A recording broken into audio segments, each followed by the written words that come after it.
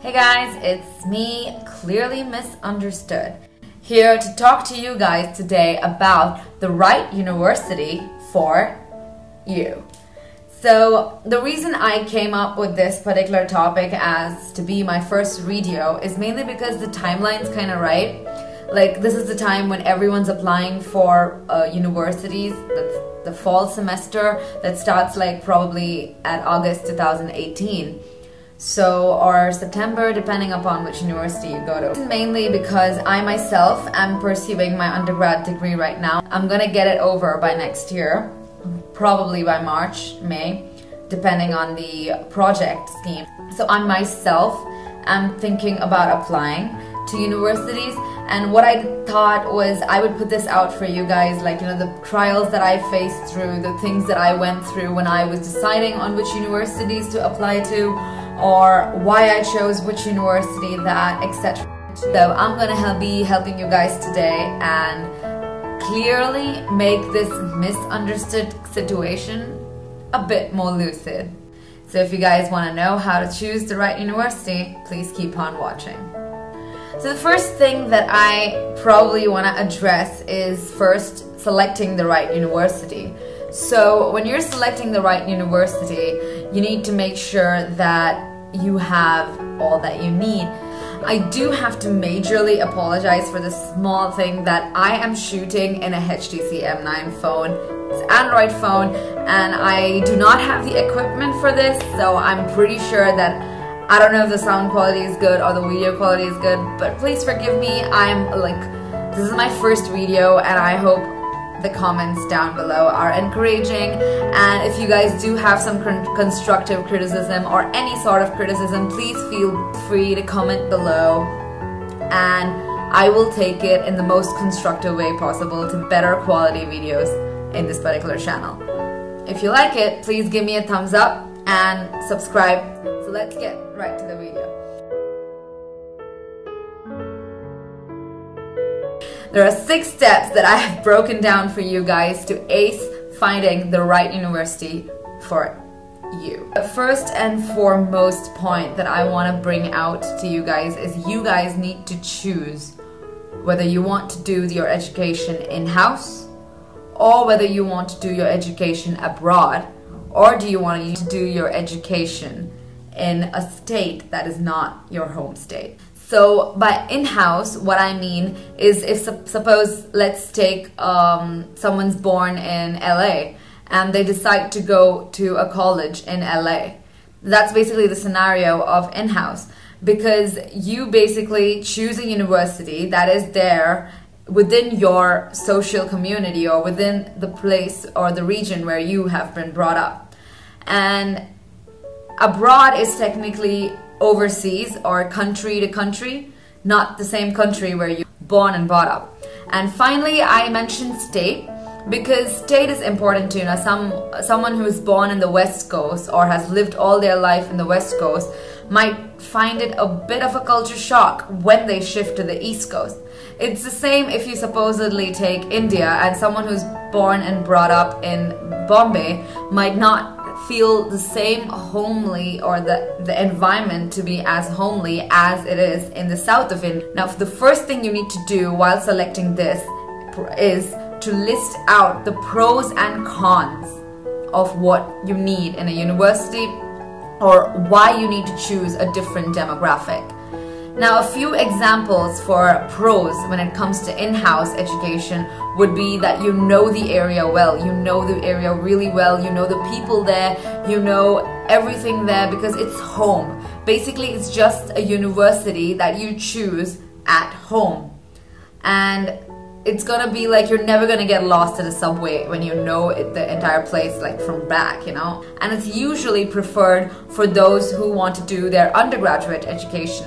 The cons of your in-house would be, for example, the fact that you don't really have pure independence.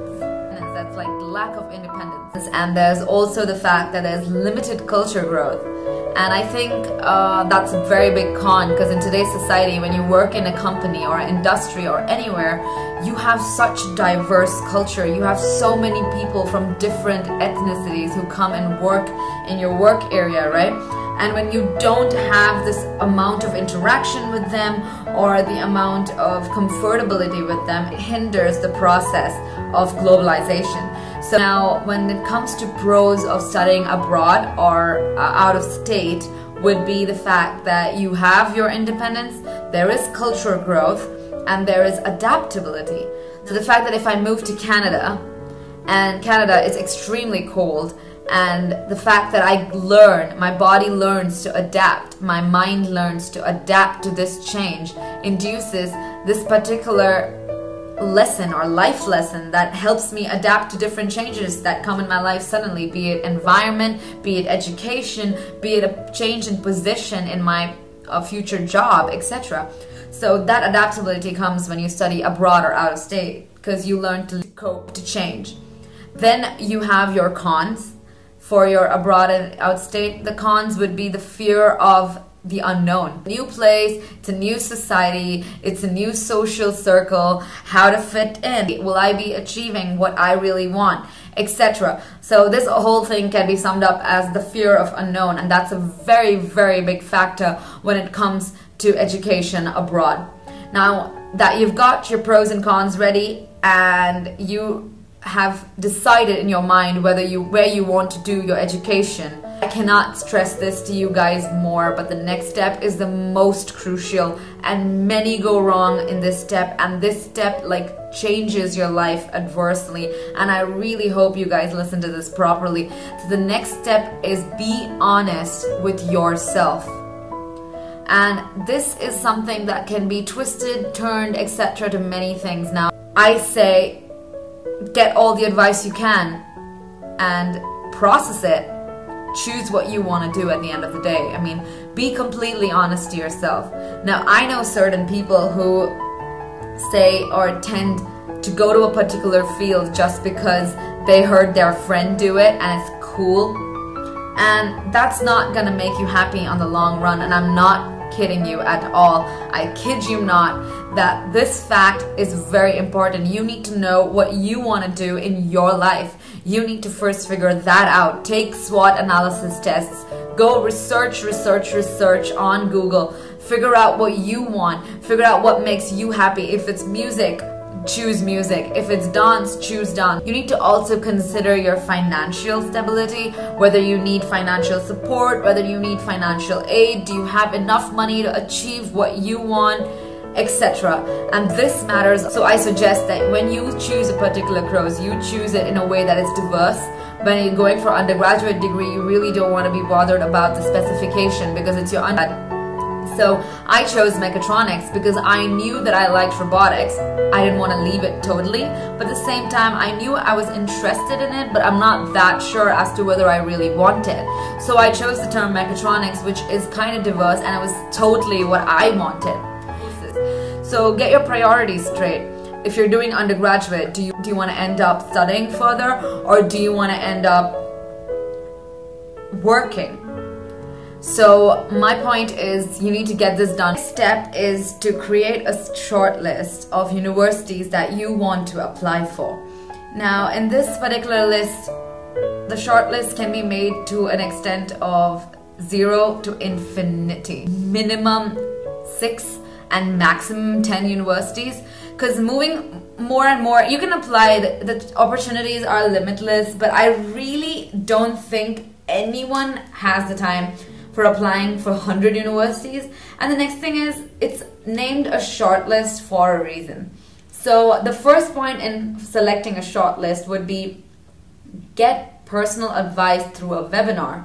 There are so many universities which have the opportunity to contact them and ask them everything, whatever that comes to your mind, whether it's selecting the department, what do you want to do, whether it's selecting the accommodation, whether it's getting to know about the course, getting to know about the supervisor, getting to talk to an alumni, getting to talk to a current student or a prospective student who is just like you, who has other questions, etc. So the fact is that this would help you feel at ease when you try to apply to a university that you're thinking. The second would be attend university fairs. University fairs are places where all other companies or other universities, etc., they come to one particular place to give you their prospectus, to tell you this is what they have to offer, this is what you need as a budget, etc. And that will help you immensely in your shortlisting process. And shortlisting a campus or a university, the campus surroundings, the background, the accommodation, the availability of food, the availability of your ethnic food matters too, because that's what makes you feel at home when you're there somewhere abroad. So this particular thing matters, the amount of social life in the campus, the amount of activities, and for some people religion matters. So there's the availability of mosques, the availability of church, the availability of temples, the availability of matters too. So when you're shortlisting, please ensure that you have the best campus life, because college hours are gonna be pretty less. Your campus life is gonna be your home, and it's gonna be defining who you are other than academically. Now the fourth and fifth steps are technically not exactly steps, it's just that key points that you need to break down when you're applying for an undergraduate degree and key point when you're applying for a graduate degree. So now step 4, select the best destination for your field of study. Now Germany is famous for automobile engineering and for various other engineering, but Germany is known for their cars and their immense amount of job opportunities there. So that shows that it's the best destination for that particular field of study, because the destination matters at the end of the day. Because once you're done studying, you need to know if you have the market demand for what you have done.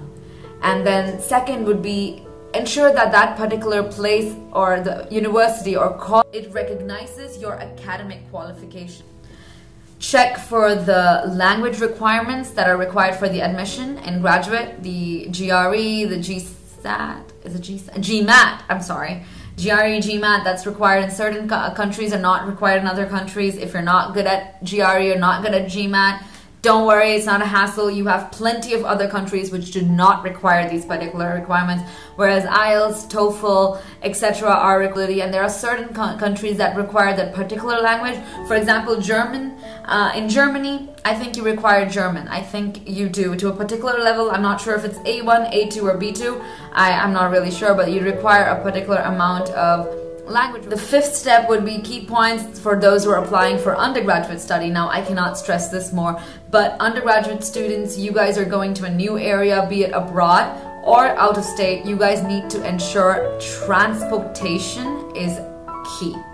It is crucial, because you need to know how to go out and about in the city. You cannot live your entire life in campus. Ensure if you get a campus accommodation, if you don't get a campus accommodation, ensure that it's a safe environment where you get accommodation, and ensure that it's safe. It's just safe. I don't want anyone to be in a place which is not safe.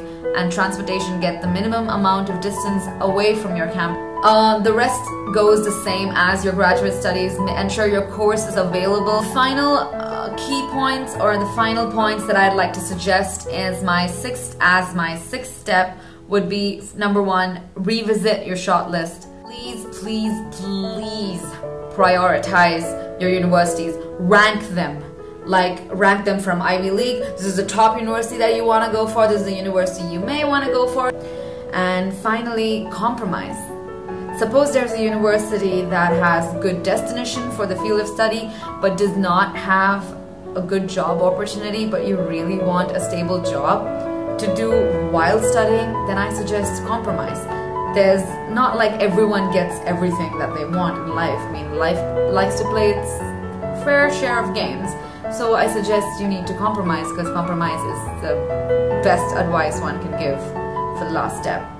Finally, what I'd like to say is, before you start your process, I request you guys to give the utmost importance to your statement of purpose, or SOP, that is required by many universities. In fact, all universities, and also required by the visa, also required in the visa process. I want to close this video by just saying, don't take rejection personally. Wish you all the best in your process of finding your right university. I hope I get accepted in the universities that I've applied for so far.